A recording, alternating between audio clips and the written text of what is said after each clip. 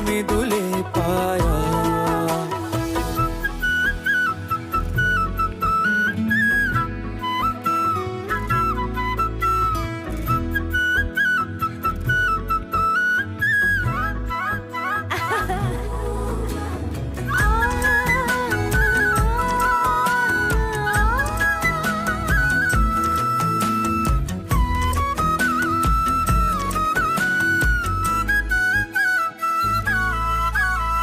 හොඳට ජලේ පිරුණු කලේ වගේ මගේ ආලේක බිඳුවක් පිටට නොයේ මැදුරේ මගේ රැජින වගේ තබනෙන් රනින් මල අතකුත් මදිද